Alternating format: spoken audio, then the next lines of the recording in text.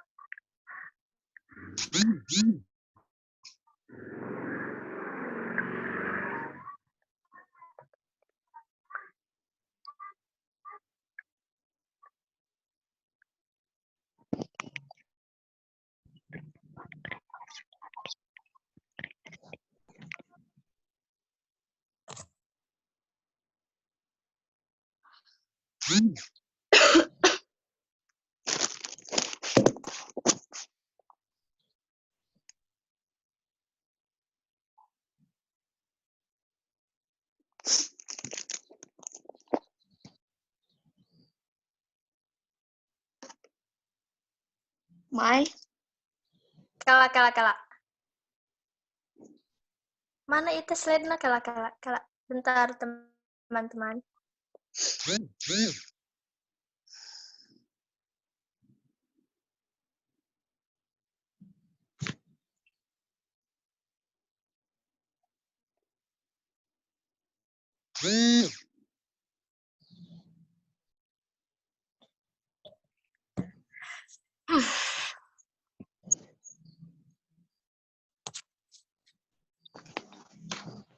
Assalamualaikum. Waalaikumsalam. Waalaikumsalam. Bisa. Waalaikumsalam. Bismillahirrahmanirrahim. Assalamualaikum warahmatullahi wabarakatuh. Waalaikumsalam warahmatullahi wabarakatuh. Saya Hidama Yanti Sulmikafah sebagai moderator dari kelompok 8. Materi tentang sistem pencernaan dan pernapasan pada manusia.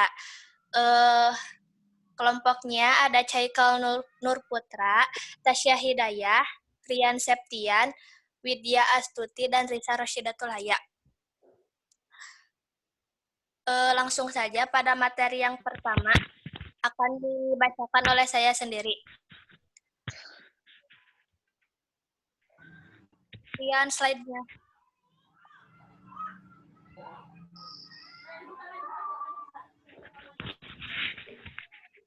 Yang pertama tentang pengertian sistem pencernaan.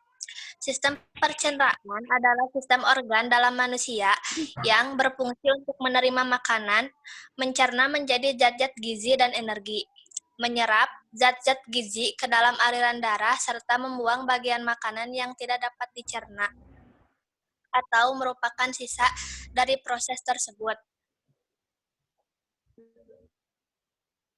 Pengertian sistem pernapasan. Pernapasan adalah peristiwa menghirup udara dari luar yang mengandung O2 atau oksigen ke dalam tubuh, serta menghembuskan udara yang banyak mengandung CO2 atau karbon dioksida sebagai sisa dari oksidasi keluar tubuh.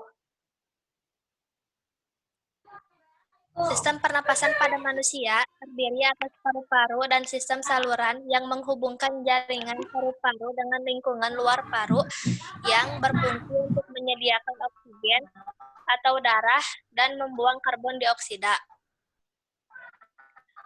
Lalu ada alat-alat sistem pencernaan. Ada rongga mulut. Rongga mulut merupakan organ yang pertama mencerna makanan. Nah, di dalam organ mulut ini terdapat beberapa alat pencerna. Yang pertama ada gigi. Gigi berperan dalam berproses pencernaan mekanik, yaitu mengubah makanan yang besar menjadi makanan-makanan yang lebih kecil agar mudah untuk ditelan. Gigi terbagi menjadi 3 macam. Yang pertama gigi seri. Gigi seri berguna untuk memotong makanan. Nah, yang kedua gigi taring. Gigi taring berguna untuk merobek makanan. Yang ketiga ada gigi geraham. Gigi geraham berguna untuk mengunyah makanan. Lalu ada lidah. Lidah berperan sebagai indera perasa manusia, bisa merasakan rasa manis, pahit, asin, pedas, karena adanya sel-sel perasa pada lidah. Nah, lidah pada sistem pencernaan berfungsi untuk membantu mengunyah dan menelan makanan menuju ke kerongkongan, mengatur posisi makanan agar tidak dikunyah oleh gigi, dan membantu dalam menelan makanan. Sekian materi yang dapat saya sampaikan. Selanjutnya, materi selanjutnya akan dipaparkan oleh Risa. Terima kasih kepada moderator. Selanjutnya, dari alat-alat sistem pencernaan, ada kelenjar ludah. Kelenjar ludah menghasilkan ludah atau air liur saliva. Kelenjar ludah dalam rongga mulut ada 3 pasang, yaitu yang pertama kelenjar parotis, terletak di bawah telinga yang menghasilkan ludah yang bergerak cair, yang berbentuk cair dan mengandung enzim pialin. Terus yang kedua ada kelenjar submandibularis, terletak di rahang bawah yang menghasilkan getah yang mengandung air dan lendir. Yang ketiga ada kelenjar sublingualis, terletak di bawah lidah yang menghasilkan getah yang mengandung air dan lendir. Ludah berfungsi memudahkan menelan makanan, sehingga ludah berfungsi untuk membasahi dan melumasi makanan sehingga mudah ditelan, untuk melindungi selaput mulut terhadap panas, dingin, asam, dan basa. Kemudian ada kerongkongan. Kerongkongan melakukan gerakan peristaltik, yaitu gerakan mendorong dan meremas makanan menuju lambung. Makanan ada di kerongkongan hanya 6 detik. Bagian pangkal pada kerongkongan yang disebut dengan paring berotot lurik. Otot lurik pada kerongkongan yang bekerja secara sadar menurut kehendak kita dalam proses menelan. Artinya, jika kita menelan makanan telah dikunyah sesuai dengan kehendak kita. Akan tetapi sesudahnya sampai sebelum mengeluarkan pares, kerja otot organ pencernaan tidak menurut kehendak kita atau tidak kita sadari. Kemudian ada lambung. Lambung melakukan pencernaan secara mekanik dan kimiawi. Pencernaan mekanik di dalam lambung yaitu peremasan makanan yang dilakukan oleh otot-otot dinding lambung, sedangkan pencernaan kimiawi dibantu oleh enzim yang dihasilkan oleh lambung.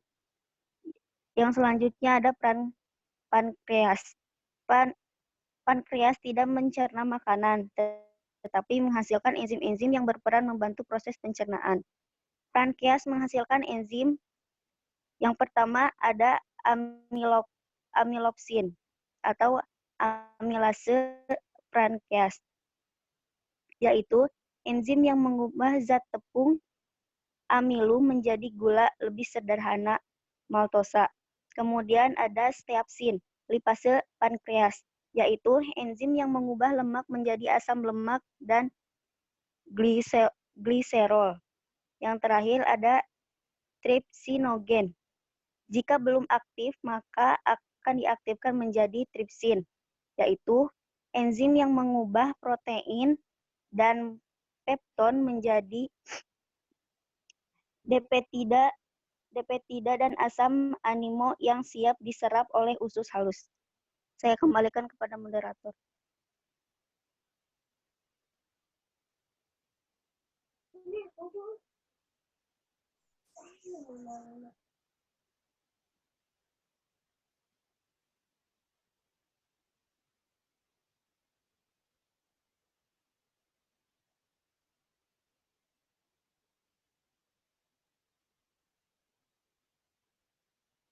Terima kasih, saya kembalikan kepada moderator.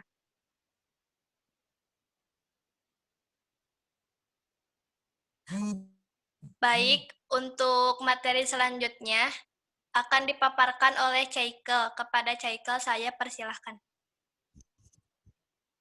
Di sini saya akan menjelaskan sistem pencernaan, yaitu hati. Sama hal dengan pankreas, hati berperan menghasilkan empedu. Hati juga berguna untuk menimbun sari-sari makanan. Selanjutnya, usus. Usus 12 jari menghubungkan lambung dengan usus halus. Usus 12 jari memiliki saluran dengan hati dan pankreas yang berfungsi untuk menyalurkan enzim pencernaan dari pankreas. Usus halus merupakan usus terpanjang di dalam sistem pencernaan manusia. Panjang usus halus orang dewasa 6-8 m. Di dalam usus halus terjadi proses penyerapan sari-sari makanan. Usus besar adalah untuk mengoproses air dan mineral, tempat pembentukan vitamin dengan bantuan bakteri Escherichia coli serta melakukan gerak praksitatik untuk mendorong tinja menuju anus. Bakteri Escherichia coli yang terdapat pada usus besar juga berperan untuk berproses pembusukan sisa makanan menjadi kotoran. Selanjutnya, anus merupakan lubang dari ujung seluruh pencernaan di mana bahan limbah air dari tubuh. Sebagian anus terbentuk dari permukaan tubuh, kulit, dan sebagainya lainnya dari anus. Cincin berotot menjaga agar anus tetap tertutup. Alat-alat sistem pernapasan, yaitu rongga hidung. Hidung merupakan organ pernapasan yang dilalui udara. Di dalam rongga hidung terdapat selaput lendir dan rambut yang berfungsi untuk menahan kontaminasi benda-benda asing, misalnya debu dan kuman, yang ikut masuk ke rongga hidung.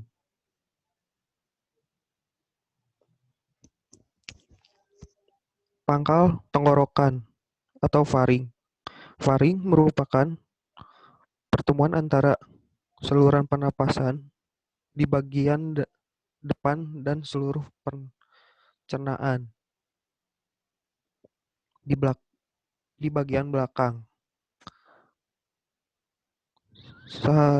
Seharusnya akan terbuka ketika manusia berbicara. Oleh karena itu, jika kita makan sambil berbicara, kemungkinan makanan masuk ke dalam saluran pernapasan. Laring atau tekak terdapat di bagian belakang faring. Organ terdiri atas 9 susunan tulang rawan yang terbentuk kotak. Batang tenggorokan. Trakea.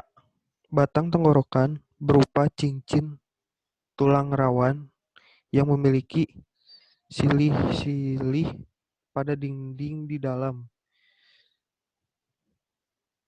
Silia ini berfungsi untuk menyaring benda-benda asing yang ikut masuk ke dalam saluran pernapasan.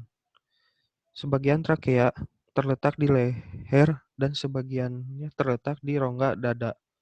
Saya kembalikan kepada moderator. Terima kasih kepada Michael yang telah memaparkan materinya.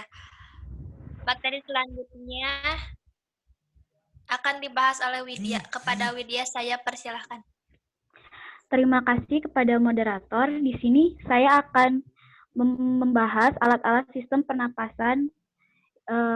Terus ada bronkus. Bronkus merupakan percabangan dari trakea.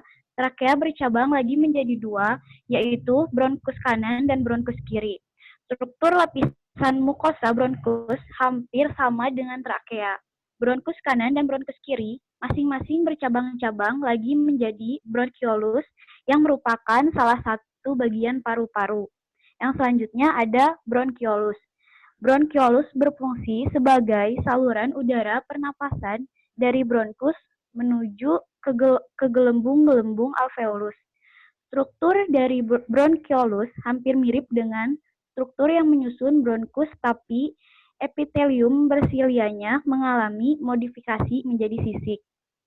Selanjutnya, alveolus. Alveolus mempunyai struktur seperti lebah.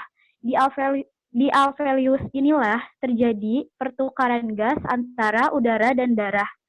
Luas permukaan alveolus pada orang biasanya mencapai antara 79 sampai 190 m2.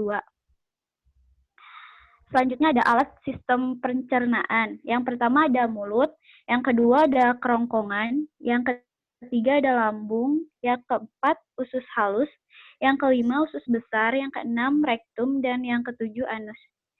Saya kembalikan lagi ke moderator. Terima kasih.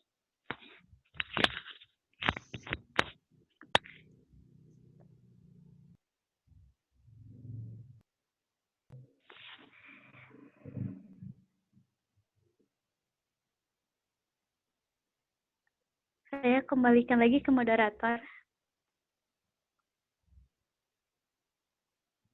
Terima kasih kepada Widya yang telah memaparkan materinya. Untuk materi selanjutnya akan dipaparkan oleh Rian. Kepada Rian saya persilahkan.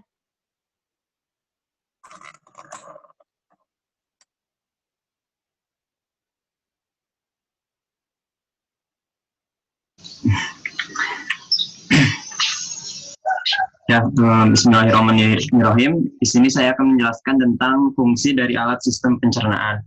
Yang pertama ada mulut. Mulut berfungsi untuk mengunyah makanan menjadi lebih halus dan lunak agar lebih mudah untuk ditelan dan dicerna.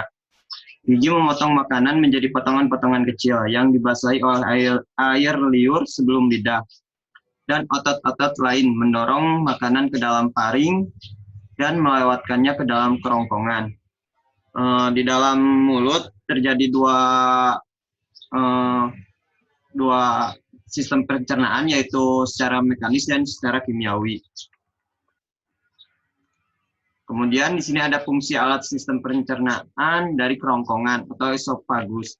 Kerongkongan sebagai jalan untuk makanan yang telah dikunyah dari mulut menuju lambung. Otot kerongkongan dapat berkontraksi sehingga mendorong makanan masuk ke dalam lambung. Gerakan ini disebut gerak peristaltik. Pada ujung kerongkongan terdapat cincin otot yang memungkinkan makanan untuk masuk ke lambung dan kemudian menutupnya untuk mencegah makanan dan cairan naik kembali ke kerongkongan. Lalu ada lambung. Lambung memiliki 3 fungsi utama dalam sistem pencernaan, yaitu untuk menyimpan makanan dan cairan yang tertelan, untuk mencampur makanan dan cairan pencernaan yang diproduksinya, dan perlahan-lahan mengosongkan isinya ke dalam usus kecil. Hanya beberapa zat seperti air dan alkohol yang dapat diserap langsung dari lambung. Zat-zat makanan lainnya harus menjalani proses pencernaan lambung. Dinding otot perut yang kuat mencampur dan mengocok makanan dengan asam dan enzim, memecahnya menjadi bagian-bagian yang lebih kecil. Kemudian ada fungsi alat sistem pencernaan dari usus halus. Usus halus memiliki 2 fungsi penting, yaitu yang pertama, proses pencernaan selesai di sini oleh enzim dan zat lain yang dibuat oleh sel usus, pankreas, dan hati. Kelenjar dinding usus mengeluarkan enzim yang memecah pati dan gula. Pankreas mengeluarkan enzim ke dalam usus kecil yang membantu pemecahan karbohidrat, lemak, dan protein. Hati menghasilkan empedu yang disimpan di kantong empedu. Empedu membantu membuat molekul lemak dapat larut sehingga dapat diserap oleh tubuh. Kemudian yang keduanya usus halus. Menyerap nutrisi dari proses pencernaan, dinding bagian dalam dari usus halus ditutupi oleh jutaan vili dan mikrovili. Kombinasi keduanya meningkatkan luas permukaan usus halus secara besar-besaran, memungkinkan penyerapan nutrisi terjadi. Kemudian ada usus besar. Fungsi utama dari usus besar adalah membuang air dan garam. elektrolit dari bahan yang tidak tercerna dan membentuk limbah padat yang dapat dikeluarkan. Bakteri dari usus besar membantu memecah bahan yang tidak tercerna. Sisa isi usus besar dipindahkan ke arah rektum, di mana feses disimpan sampai meninggalkan tubuh melalui anus. Jadi fungsi dari usus besar itu adalah menyimpan dari feses sebelum dikeluarkan oleh anus. Kemudian ada fungsi anus, yaitu merupakan lubang di ujung saluran pencernaan yang memungkinkan feses keluar dari tubuh. Terus di sini ada fungsi alat sistem pernapasan. Yang pertama ada hidung. Hidung mempunyai beberapa fungsi, yaitu sebagai tempat masuk dan keluarnya udara, oksigen dari luar menuju paru-paru.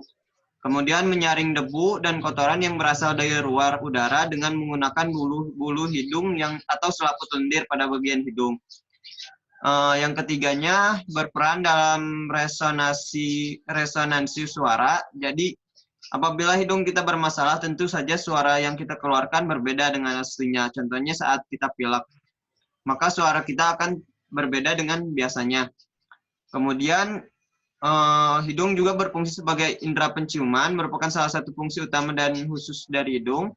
Kemudian hidung juga mengatur suhu udara yang masuk ke dalam sistem pernapasan. Jika udara terlalu panas atau dingin, kita akan mudah bersin-bersin. Sehingga ketika kita udara dingin, kita biasanya mengeluarkan suhu yang panas dari hidung. Terus berbeda dengan nomor 5 di atas, hidung juga berfungsi untuk mengatur kelembaban udara yang masuk ke sistem pernapasan menuju paru-paru. Kemudian mencegah benda asing masuk ke dalam sistem pernapasan. Struktur lubang hidung yang menghadap ke bawah membuat benda asing sulit masuk ke dalam rongga hidung secara tidak sengaja. Kemudian ada yang ke-8-nya, mencegah partikel asing berbahaya masuk ke dalam sistem pernapasan dengan cara bersin ataupun pilek. Kemudian ada fungsi dari faring. Fungsi utama faring dalam sistem pernapasan manusia adalah sebagai saluran pencernaan, yaitu membawa makanan masuk ke kerongkongan. Faring juga berperan dalam proses masuknya udara ke dalam pita suara untuk menghasilkan suara. Faring juga menjadikan manusia mungkin untuk bernapas melalui mulut.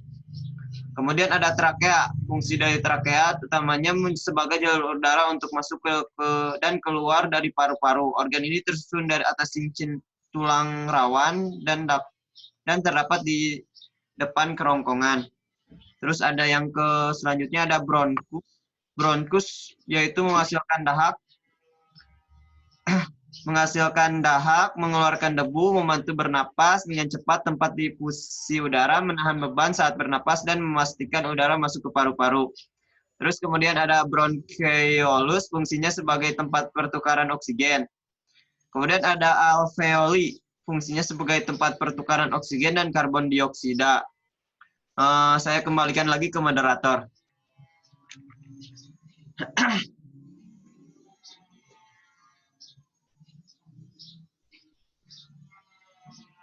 Silahkan untuk moderator.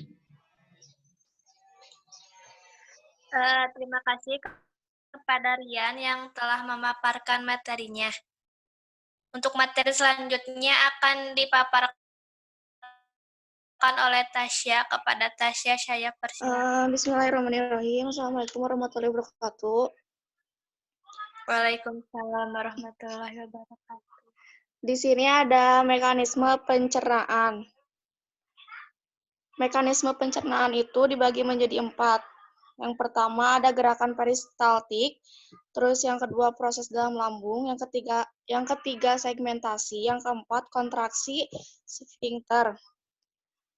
Nah, dalam tahap pencernaan pertama terjadi dalam mulut, di mana terjadi proses mengunyah, penambahan cairan ludah, dan kegiatan ludah yang dapat menghancurkan makanan menjadi bubur yang kasar. Makanan kemudian ditelan dengan proses sebagai berikut. Yang pertama itu gerakan peristaltik. Bolus dari ujung esofagus bergerak dengan gerakan peristaltik, yaitu gerakan yang bergelombang yang disebabkan oleh kontraksi otot pada dinding saluran cerna yang mendorong makanan sepanjang saluran cerna. Gerakan ini dimungkinkan oleh otot-otot yang melingkar dan sepanjang otot-otot yang memanjang atau disebut juga longitudinal. Gelombang kontraksi pada saluran cerna bergerak dengan kecepatan dan intensitas berbeda, bergantung pada bagian saluran cerna yang bersangkutan dan ada tidaknya makanan tersebut. Misalnya, di dalam lambungan gelombang terjadi 3 kali per menit, sedangkan di dalam usus halus menjadi 10 kali per menit. Bila saluran cerna kosong, saluran cerna hampir tidak bergerak, tetapi secara periodik muncul gelombang yang kuat. Terus yang proses dalam lambungnya, di antara seluruh bagian alat pencernaan lambung mempunyai dinding paling tebal dan otot yang paling kuat.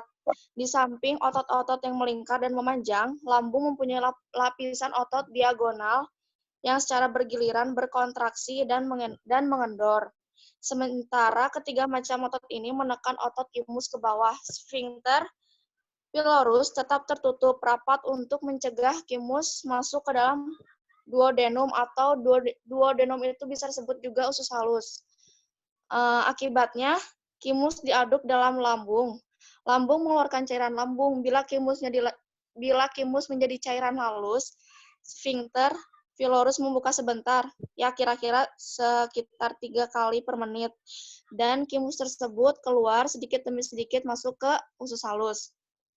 Terus yang ketiga ada segmentasi. Alat pencernaan tidak saja mendorong, akan tetapi secara periodik juga memeras isinya sepanjang saluran, sehingga memungkinkan getah pencernaan dan sel-sel dinding usus bersentuhan baik dengan isi saluran cerna. Dan yang terakhir ada kontraksi sphincter.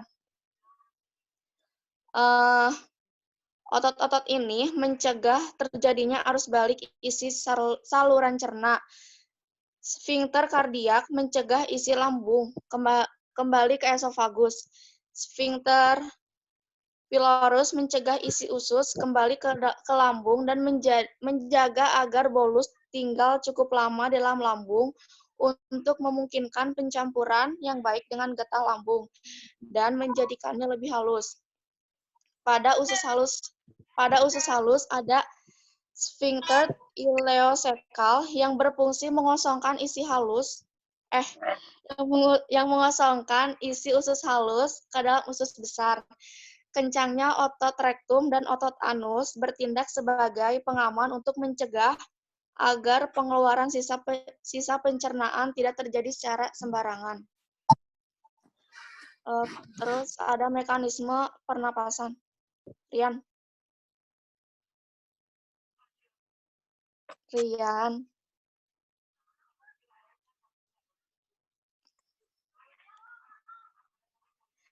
Terus ada mekanisme pernapasan. Pernapasan ini dibagi menjadi dua. Ada pernapasan luar dan pernapasan dalam. Atau pernapasan luar itu bisa disebut respirasi eksternal. Dan pernapasan dalam bisa disebut dengan respirasi internal. Keluar masuknya udara dalam paru-paru dipengaruhi oleh perbedaan tekanan udara dalam rongga dada dengan tekanan udara di luar tubuh. Satu siklus respirasi tunggal terdiri atas inhalasi atau inspirasi dan ekshalasi atau ekspirasi. Keduanya melibatkan perubahan volume paru-paru. Perubahan ini menciptakan gradien tekanan yang memindahkan udara keluar atau masuknya paru-paru. Dalam pernapasan ini menjadi dua, yaitu ada pernapasan dada dan pernapasan perut. Yang pertama, pernapasan dada. Pernapasan dada adalah pernapasan yang melibatkan otot antar tulang rusuk. Mekanisme inspirasi pernapasan dada terjadi pada saat otot antar tulang rusuk berkerut atau kontraksi, tulang rusuk terangkat, dan rongga dada membesar. Membesarnya rongga dada menyebabkan volume paru-paru membesar dan tekanan udara paru-paru menjadi lebih rendah. Udara terus masuk sampai volume paru-paru berhenti bertambah dari tekanan dalam sama dengan tekanan di udara luar. Terus ada mekanisme ekspirasi. Mekanisme ekspirasi pernapasan dada terjadi pada saat otot antar tulang rusuk mengendur atau relaksasi. Rongga dada mengecil dan tulang rusuk turun. Mengecilnya rongga dada menyebabkan volume paru-paru mengecil dan tekanan udara dalam paru-paru naik, sehingga udara dari paru-paru dikeluarkan dan saluran pernapasan. Terus yang keduanya ada pernapasan perut. Dalam mekanisme inspirasi, pernapasan perut ini terjadi pada saat pengambilan udara atau inspirasi. Tahap-tahap yang terjadi dalamnya dapat dirasakan adalah diafragma berkontraksi sehingga diafragma menjadi datar dan otot antar tulang rusuk sebelah luar dengan terangkatnya tulang rusuk yang menyebabkan rongga dada membesar.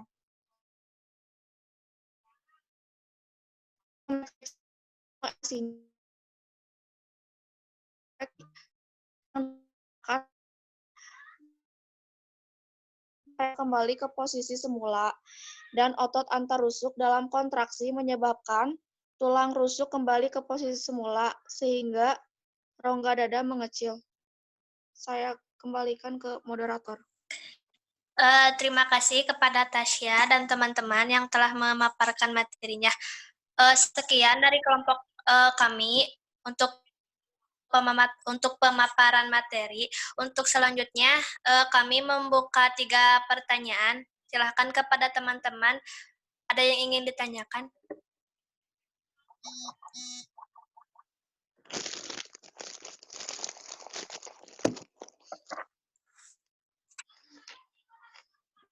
Ada yang ingin bertanya? Silahkan. Halo?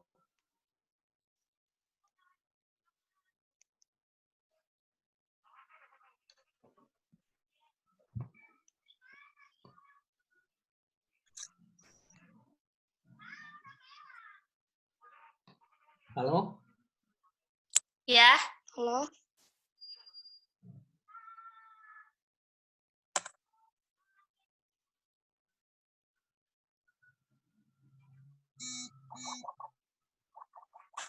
Wibi, ingin bertanya?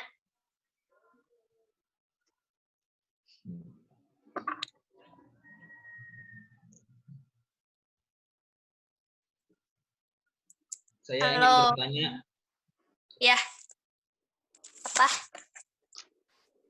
Dalam pernafasan tadi, dalam sistem pernafasan tadi, Ya.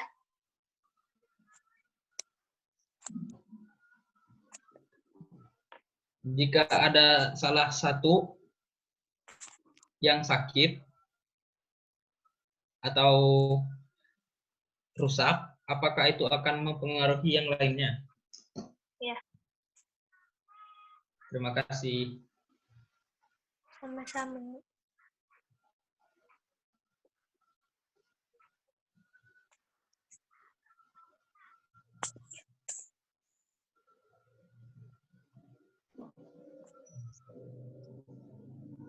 Silahkan, ada lagi yang ingin bertanya?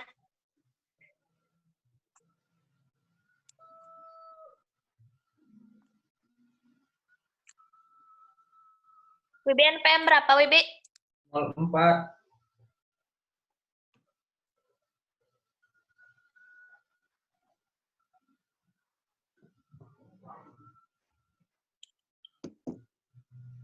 Mai, aku mau nanya, Mai. Siapa? Yasmin. Oh, Yasmin. Sok Min NPM berapa? 37. Ya, mau nanya apa, Min? Apa gangguan sistem pencernaan Ya. dan gangguan sistem pernafasan? Udah? Udah. Makasih. Kayak penyakitnya gitu atau gimana? Iya, gangguan-gangguannya. Penyakit. Oh, iya. Mm-mm. Oke.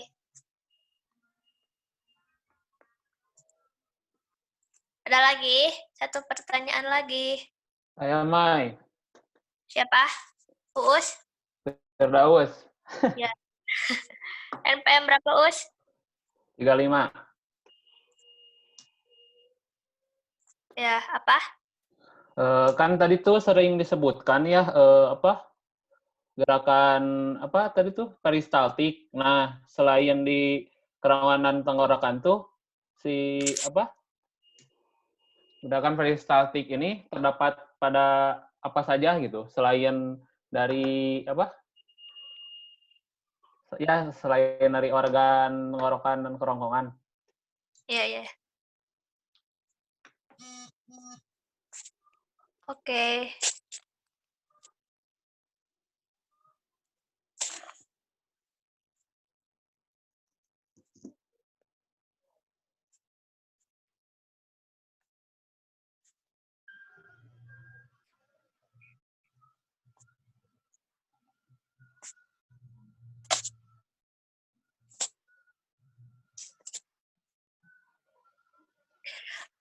Baik, kepada teman-teman semua, mohon beri kami waktu untuk menjawab dari pertanyaan-pertanyaan ini.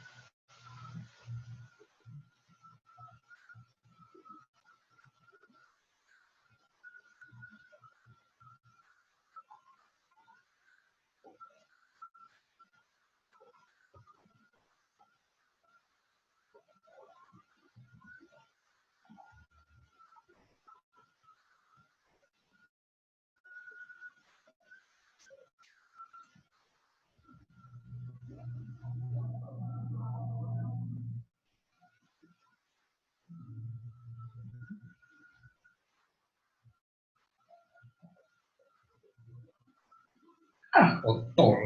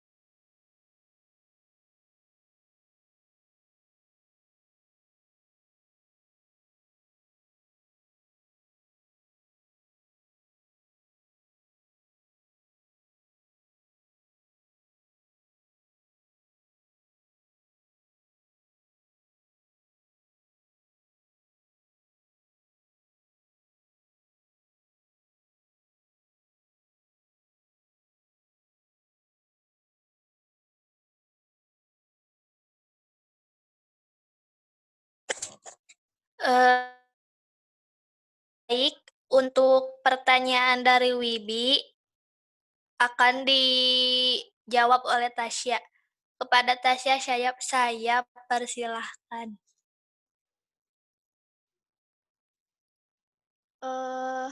Pertanyaan dari Wibi, dalam pernafasan jika ada salah satu yang sakit atau rusak, apakah akan mempengaruhi yang lainnya?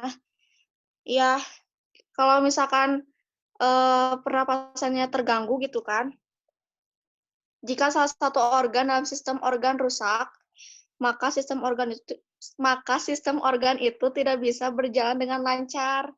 Contohnya kayak sistem pernapasan. Jika paru-paru rusak, maka proses pernafasan juga tidak akan berjalan dengan lancar. Terus, nah, sementara itu juga sistem pernapasan kan berperan dalam membuang karbon dioksida dalam darah.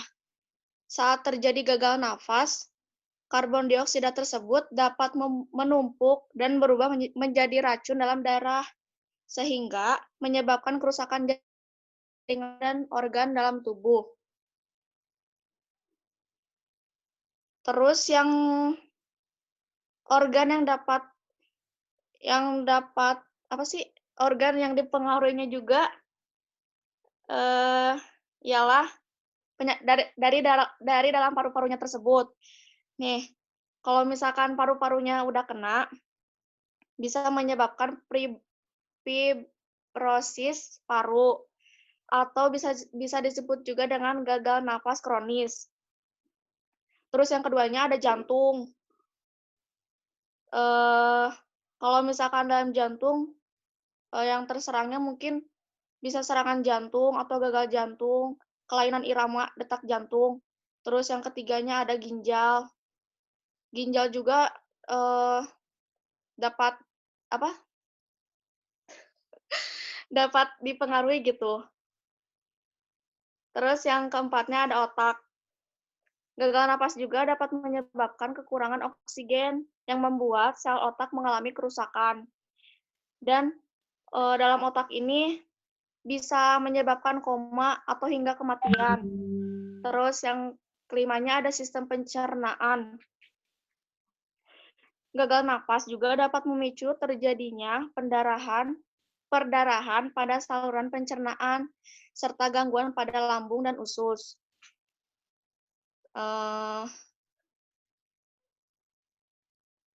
Penyebab bisa terjadinya kelainan dalam pernapasan yang mungkin dari penyakit paru-parunya itu sendiri, seperti serangan asma berat, penyakit paru obstruktif, terus sindrom gagal napas yang akut juga bisa menyebabkan, terus gangguan pada otak atau saraf juga bisa, penyakit atau kondisi tertentu yang bisa memicu gagal nafas juga bisa, cedera pada otot dan tulang dada juga bisa, cedera pada akut misalnya kayak menghirup asap atau zat kimia yang berbahaya sehingga melukai paru-paru si dalam tubuh gitu. Terus dalam efek samping obat-obatan juga bisa, kayak misalkan obat penenang juga bisa menjadi pemicu buat terjadinya gagal napas. Itu sih. Cukup nggak, Wibi? Wibi. Ya, cukup dan dimengerti. Ya udah. Makasih. Ya, sama-sama.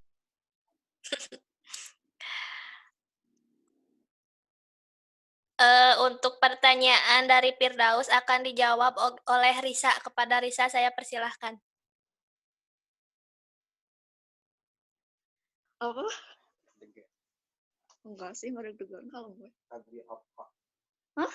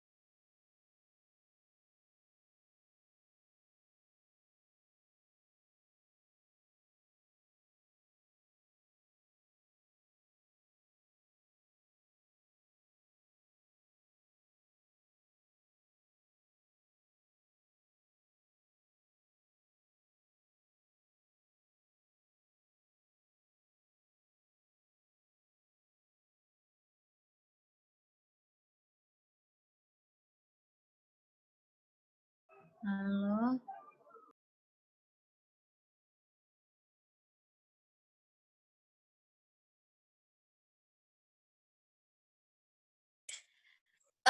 Mohon maaf, untuk pertanyaan Firdaus akan dijawab oleh Rian.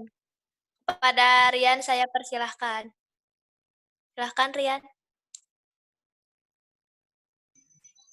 Ya, izin menjawab pertanyaan dari Firdaus. Gerak peristaltik itu mungkin dijelaskan dulu sedikit ya. Adalah gerakan meremas-remas pada dinding kerongkongan. Hal ini menjelaskan mengapa air yang kita minum tidak tumpah keluar kembali walaupun kita minum sambil menjungkir balikan tubuh sekalipun. Itu karena adanya pertahanan gaya pada lambung tersebut sehingga setiap makan dan minum maupun material yang masuk di dalam tubuh tidak akan keluar kembali. Jadi gerak peristaltik itu adalah gerakan yang meremas-remas yang terjadi pada sistem pencernaan. Biasanya terjadi di dalam mulut, kerongkongan, lambung, dan usus 12 jari. Mungkin sekian yang bisa saya sampaikan. Saya kembalikan ke moderator.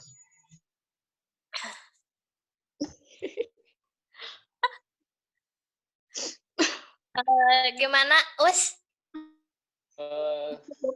Maksudnya gini, Belum jelas ya.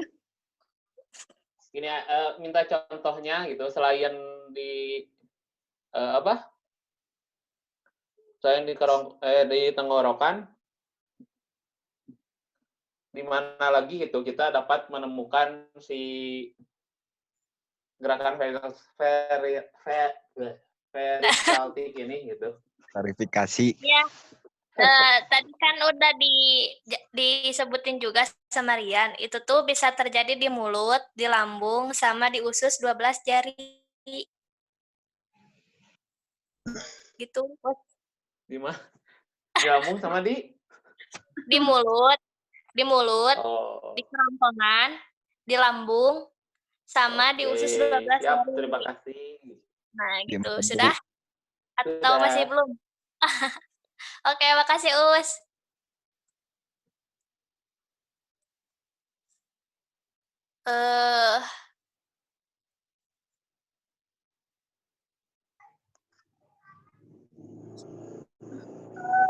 Alhamdulillah, presentasi hari ini telah selesai ya, meskipun ada beberapa hambatan, kami mohon maaf. Saya akhiri dengan doa. Wabillahi taufik wal hidayah. Wassalamualaikum warahmatullahi wabarakatuh. Atas segala perhatiannya, kelompok kami ucapkan terima kasih. Ya, waalaikumsalam. Terima kasih semua. warahmatullahi wabarakatuh.